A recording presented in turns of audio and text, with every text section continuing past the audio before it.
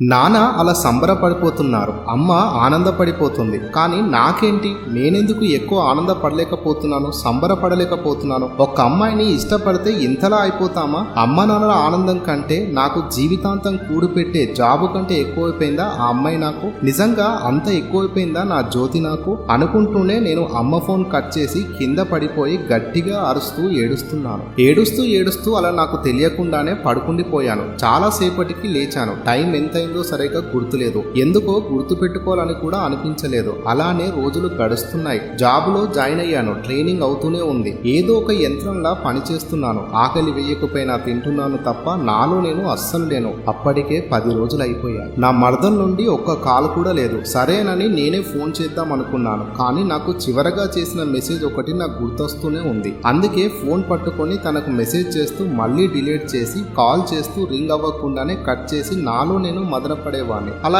ఏం అర్థం కాలేకపోతుండే. ఒక రోజు సడన్ గా నా మర్దం నుండి కాల్ వచ్చింది. ఒక్క రింగ్ కూడా అవ్వకుండా వెంటనే లిఫ్ట్ చేశాను. హాయ్ బావా, ఎలా ఉన్నావు అని అడిగింది.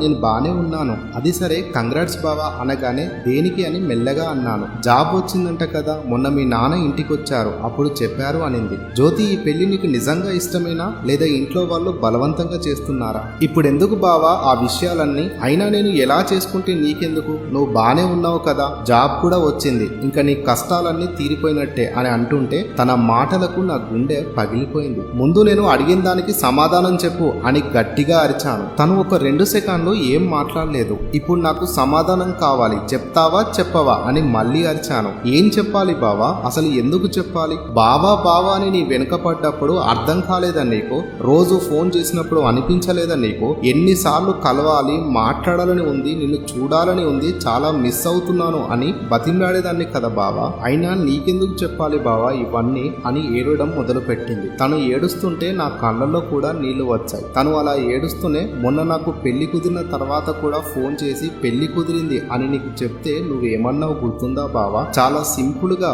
మంచిది కదా అన్నావు. ఇలా అన్నాక కూడా నీకు ఎలా చెప్తా బావా? ఐ లవ్ యూ, నేను నిన్ను ప్రేమిస్తున్నాను, నువ్వంటే నాకు చాలా ఇష్టం అని ఎలా చెప్పాలి బావా? తన మాటలు వింటూ నా కళ్ళల్లో నీళ్లు గిర్న తిరిగాయి. జ్యోతి, నువ్వంటే నాకు చాలా ఇష్టం జ్యోతి, ఐ లవ్ యూ జ్యోతి అన్నాను.